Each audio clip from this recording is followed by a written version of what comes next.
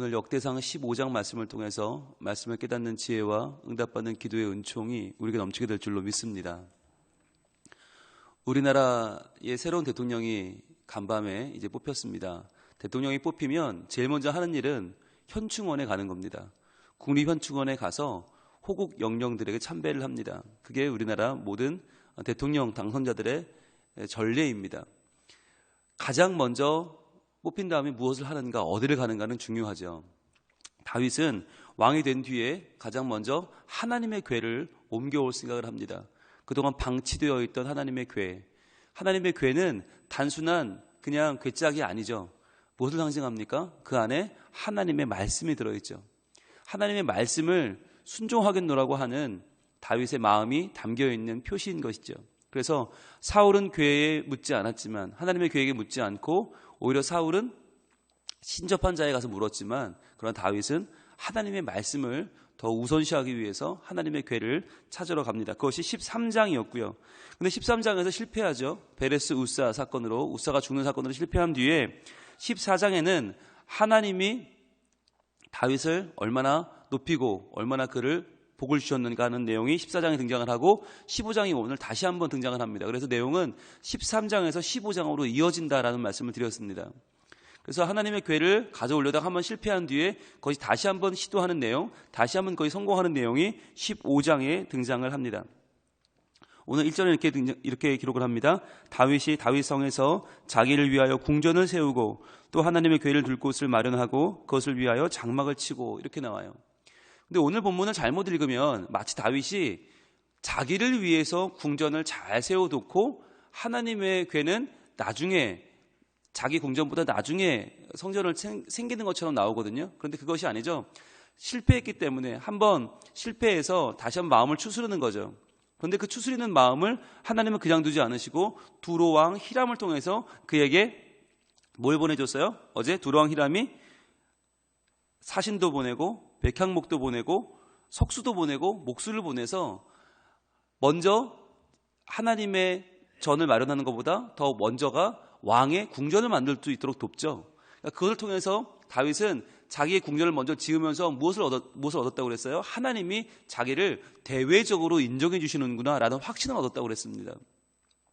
그러니까 우리가 열심히 주의 일을 해요. 그런데 그 일이 잘 안 될 수 있잖아요. 실패할 수 있어요.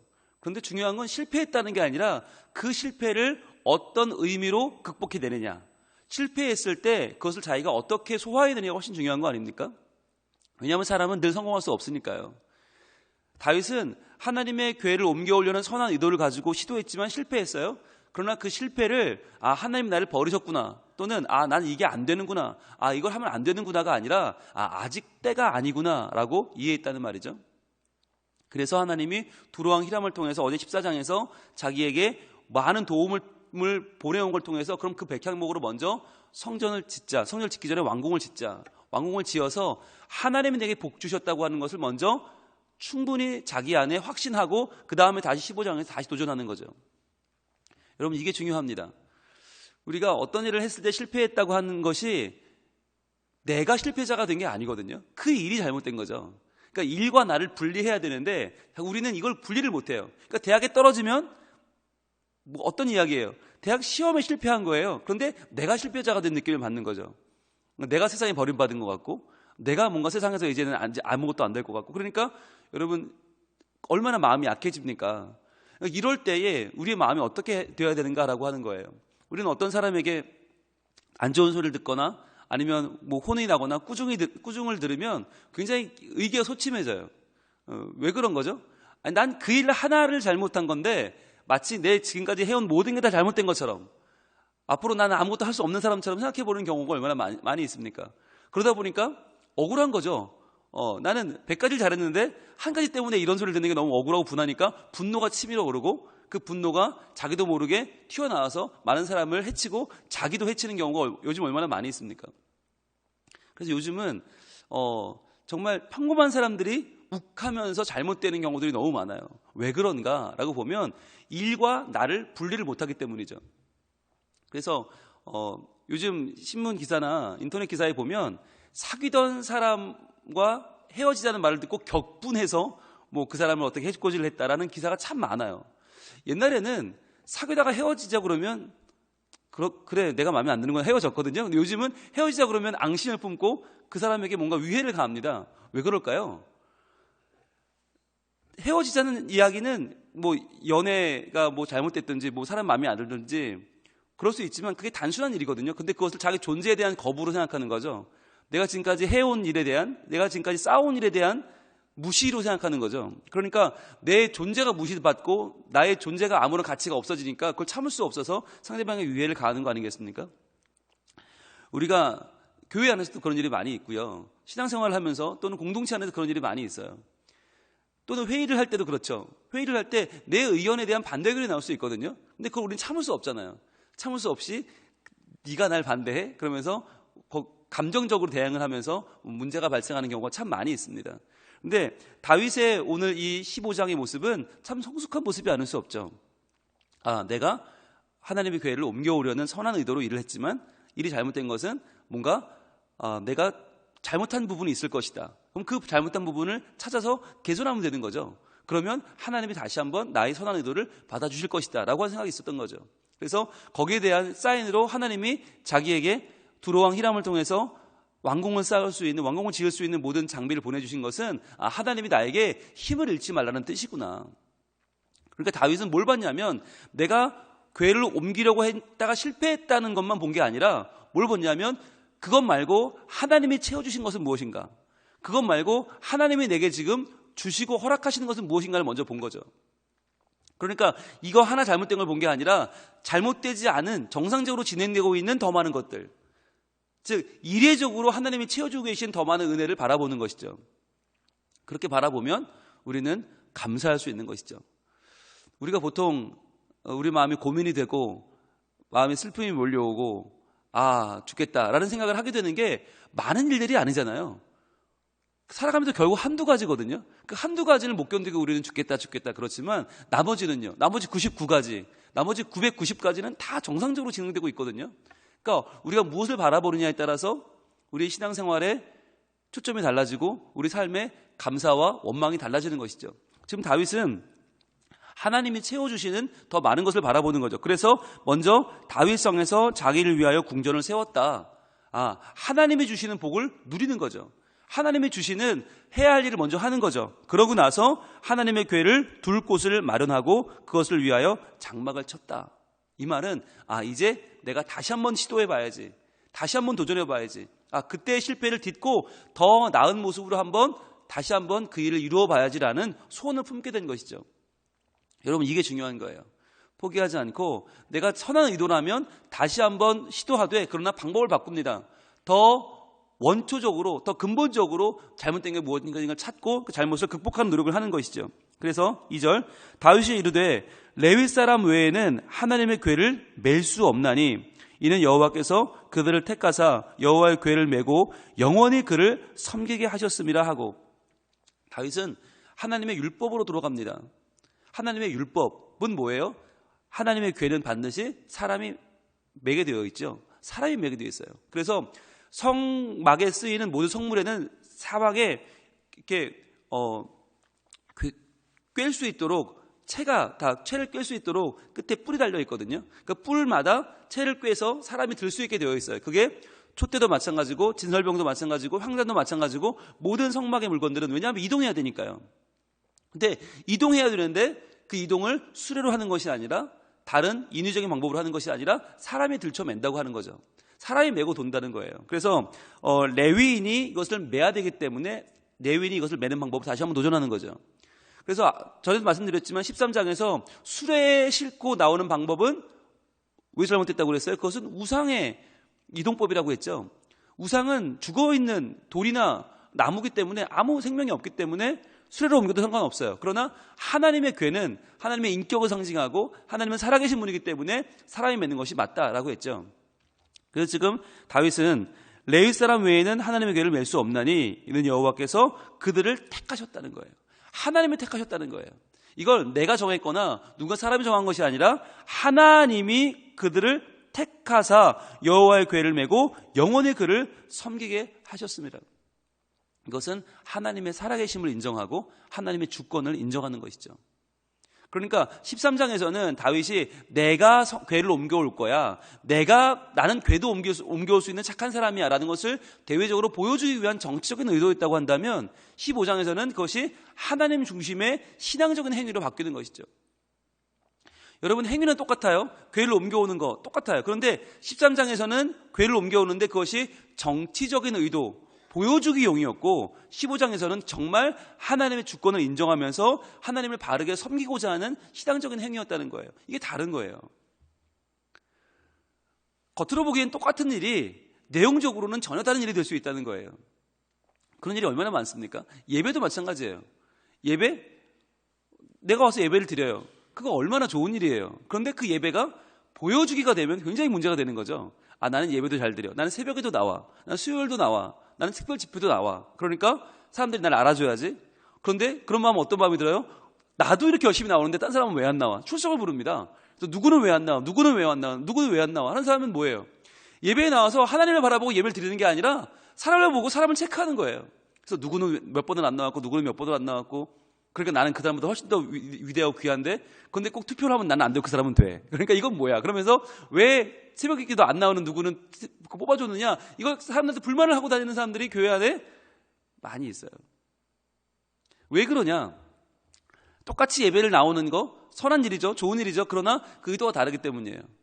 내가 나같이 연약하고 부족한 사람을 하나님이 사랑하셔서 예배할 수 있도록 나를 받아주시고 나의 예배 가운데 함께 해주시고 나의 예배 가운데 하나님 말씀하시고 기도를 들어주시는 이것이 얼마나 감격스러운 일인지를 매일매일 그 감격에 빠져서 예배하는 사람이 있는가 하면 그 예배 자체가 내가 보여주기용이 되면 굉장히 내가 힘들어지는 거고요. 남을 힘들게 할 수 있는 사람들이 많아진다라고 하는 사실이에요. 그래서 같은 일이라도 중요한 것은 의도고 중심이라고 하는 거죠. 그래서 하나님은 여호와는 중심을 보시는 하나님이다. 외모를 보시는 분이 아니다라고 하는 겁니다. 그래서 3절입니다. 다윗이 이스라엘 온 무리를 예루살렘으로 모으고 여호와의 궤를 그 마련한 곳으로 메어 올리고자 하여. 자, 13장에서도 다윗은 이 일을 할 때 온 나라 국민을 다 모았어요. 그런데 모았는데 실패했죠. 모았는데 망신을 당했단 말이죠. 그렇다면 두 번째는 좀 조심스럽지 않겠습니까? 이번에는 좀 그냥 사람들을 모으지 않고 그냥 한번 우리끼리 해보고 잘 되면 그때 가서 모아도 되잖아요. 그런데 그게 아니라 다윗은 이번에도 온 나라를 다 모읍니다. 온 이스라엘을 다 예루살렘으로 모읍니다. 왜 그럴까요? 이번에도 실패할 수 있잖아요. 그런데 왜 그럴까요? 우리가 하나님의 궤를 모셔오는 것이 내 개인적인 정치적인 유익이나 내 개인적인 영달을 위한 것이 아니라 모든 나라의 백성들이 한 마음이 되어서 하나님을 섬기는 예배 행위라고 하는 것을 강조하기 위한 거죠. 즉 하나님의 궤를 옮겨오는 건 왕의 일도 아니고 이건 어떤 정부가 해야 될 일도 아니고 온 국민이 해야 될 일이다. 즉 지금까지 이 궤를 방치해 놓은 것은 우리 온 국민이 회개해야 될 일이고 지금에 와서 이 궤를 다시 모셔오르는 일은 하나님을 바로 섬기려는 이스라엘의 회복을 위한 일이다라는 것을 보여주기 위해서 모든 예루살렘 사람들, 모든 이스라엘 사람들을 모은 것입니다. 그렇게 해서 다윗은 온 나라가 이번 기회를 통해서 하나님을 향한 신앙으로 회복되어지기를 바랬던 것이죠. 지금 대선이 끝나고 이제 모두의 화두는 대통합입니다. 근데 대통합은 좋은데 무엇을 통한 대통합이냐가 더 중요한 거 아닙니까? 무엇으로 통합할 거냐가 더 중요한 거예요. 그런데 다윗은 무엇으로 대통합을 지금 말하고 있는가? 하나님 중심의 신앙으로서의 대통합인 거예요. 지금 다윗이 왕위에 올랐지만 사울 왕의 사람들이 아직 많이 남아 있습니다. 사울 왕을 따르던 사람들이 아직 많이 남아 있고 다윗을 인정하지 않는 사람도 아직 많이 남아 있어요. 그럼 그 사람들을 어떻게 모을 거냐? 어떻게 하나가 되게 할 거냐? 그때 다윗이 택했던 방법이 바로 하나님의 언약궤를 옮기는 일이었죠. 그러니까 하나님의 언약궤를 옮겨옴을 통하여 온 국민이 대통합이 되고 하나님을 향한 믿음으로, 하나님을 향한 열린 마음으로, 하나님을 향한 예배하는 그 중심으로 대통합이 되는 것이 바로 다윗이 꿈꾸었던 하나님의 나라였던 것입니다. 자, 그렇게 해서 4절 다윗이 아론 자손과 레위 사람을 모으니 그핫 자손 중에서 그핫 자손이 5절에 나오고 그핫 동그라미 해보시고요. 6절에 무라리 자손이 또 나오죠. 동그라미 해보시고 7절에 게르솜 자손이 나옵니다. 동그라미 해보세요. 그핫, 무라리, 게르솜 이들이 레위의 자손이죠. 그런데 이 중에서 지금 하나님의 궤, 언약궤를 옮기는 건 누가 맞느냐? 바로 그핫 자손이 맞습니다. 5절에 나오는 그핫 자손이 그 뒤로 쭉 다 나오는 사람들이 다 그앗 자손들이에요. 왜냐? 왜 그앗이 맬까요? 왜 므라리면 안 되고 왜 게르솜이면 안 될까요? 그것이 하나님의 법이에요. 하나님 민수기 3장에서 정하셨는데 그앗 자손은 성전의 기구를 옮겨라. 즉 지성소 안에 있는 하나님의 언약궤, 떡상, 촛대, 향단 이런 것을 옮기는 사람은 기구는 그앗 자손이 옮기고, 그리고 므라리는 휘장을 옮겨요. 휘장. 모든 휘장과 휘장의 문을 옮겨요. 그리고 게르솜은 벽체를 옮겨요. 벽체.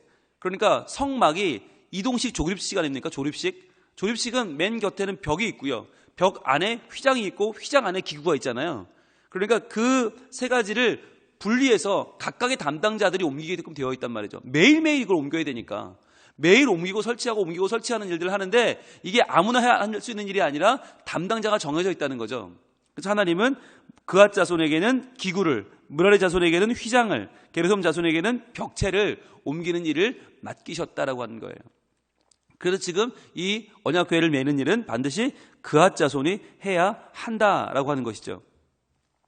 그래서 우리는 하나님의 일을 할 때에도 다 나름대로의 각각의 역할이 있다고 하는 것입니다.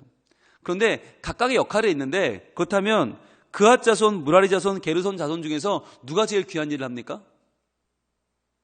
기구를 옮기는 게 제일 귀한 일입니까? 휘장을 옮기는 게 귀한 일입니까? 벽체를 옮기는 게 귀한 일입니까? 똑같죠? 똑같아요. 여러분, 성전의 기구가 자기 위치에 있어야 자기 역할을 하는 거죠. 근데 휘장이 없으면 어디가 지성소고 어디가 성소입니까? 휘장이 없으면 그게 구별이 없어져요. 의미가 없어요. 그런데 그 휘장 속에 있는 기구, 그 휘장은 또 어디 있어야 됩니까? 성막이라고 하는 바운더리 안에 있어야 되는 거예요. 근데 그 성막이라는 바운더리는 벽체잖아요. 벽체.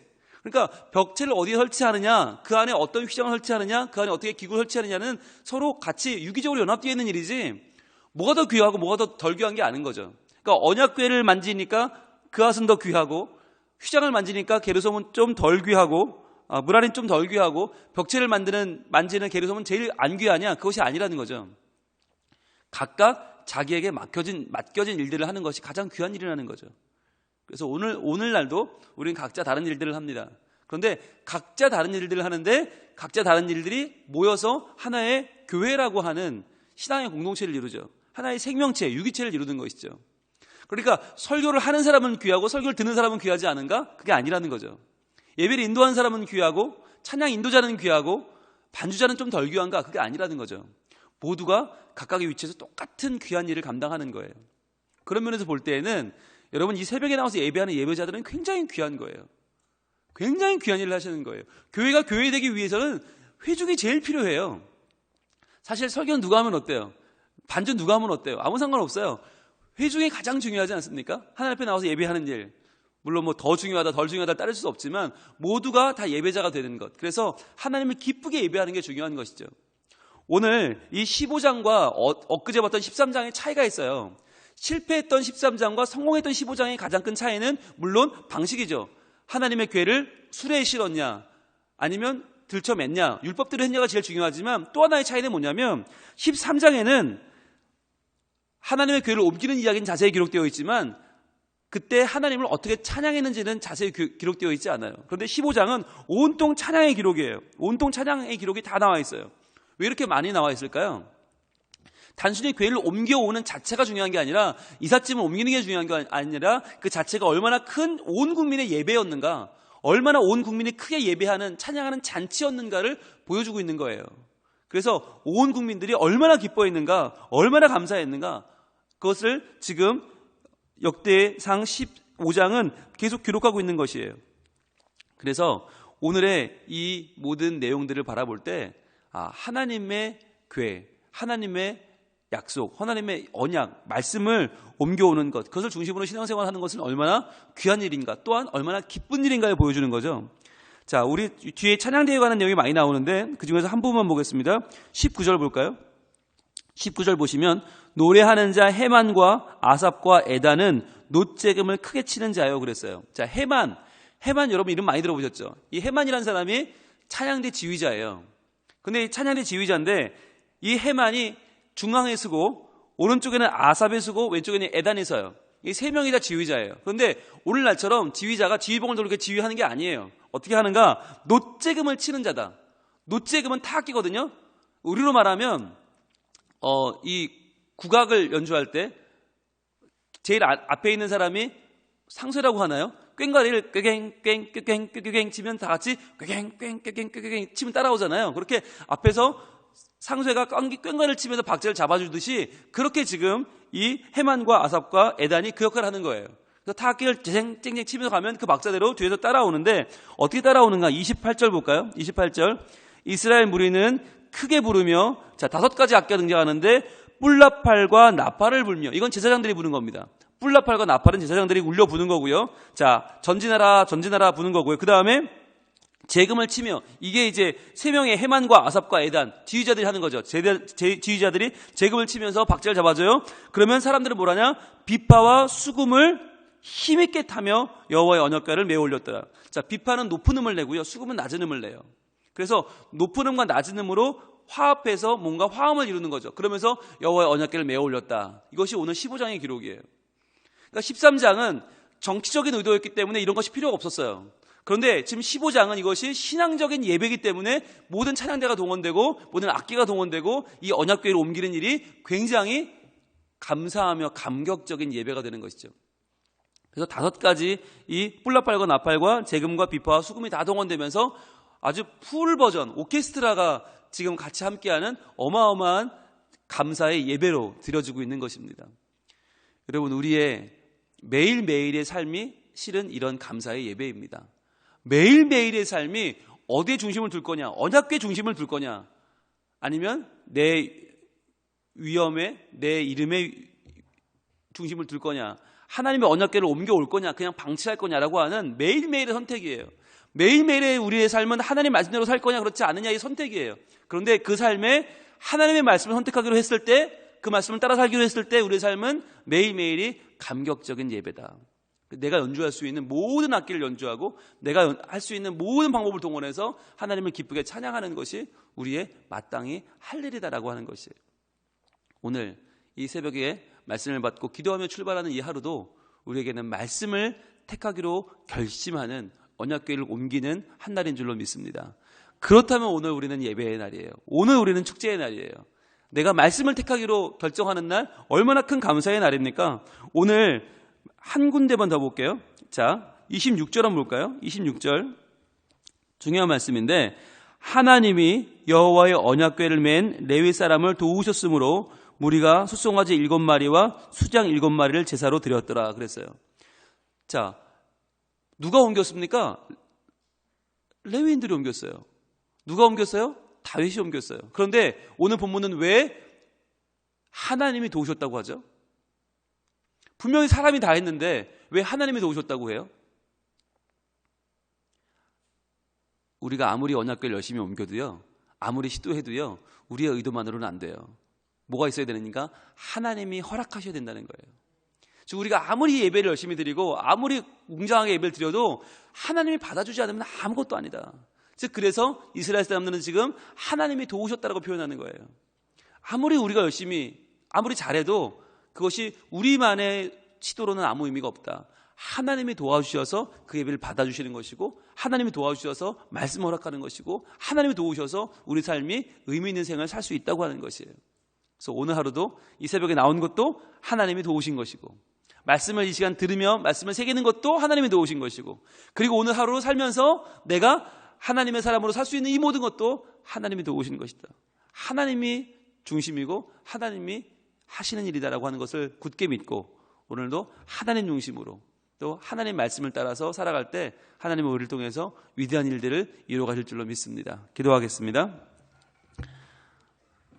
하나님, 우리는 실패했을 때 이젠 안 되는구나, 금방 실망하고 마음을 접어버리지만 실제로는 내가 잘못된 것이 아니고 그 일을 통하여 하나님께서 우리에게 깨닫게 하시려는 분명한 의지가 있는 줄 믿습니다.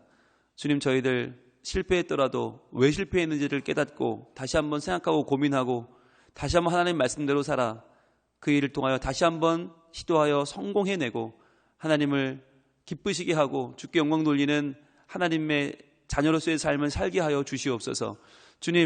주님께서는 우리에게 다시 한번 하나님을 높이게 하시고 다시 한번 하나님을 찬양하게 하시고 감격하게 하십니다. 하나님 다시 한번 우리를 도와주시는 우리의 아버지이신 줄로 믿습니다. 오늘도 저희들 말씀을 선택하고 하나님의 언약궤를 메어오는 기쁨의 예배로 오늘 우리의 삶을 드리고자 하오니 하나님 오늘 우리의 삶이 기쁨과 감사로 넘치게 하여 주시고 내 모습대로 내 생각대로가 아니라 하나님의 말씀대로 하나님 주시는 약속대로 우리의 삶을 주님 앞으로 인도해 가서 하나님 내 삶을 인도해 가시는 복된 삶, 하나님이 도와주시는 나의 오늘 하루가 될 수 있도록 도와주옵소서. 그리하여 오늘도 기쁨으로 재금을 울리며 기쁨으로 비파와 수금으로 주님을 찬양하며 기쁨으로 나팔과 뿔나팔을 울리는 감격의 예배, 행복의 예배, 기쁨의 예배가 될 수 있게 하여 주시옵소서. 또한 그 예배를 친히 받아주셔서 하나님으로 말미암아 완성되는 인생, 하나님으로 말미암아 꽃피는 우리의 인생이 다 될 수 있도록 도와주옵소서. 예수님 이름으로 기도합니다. 아멘.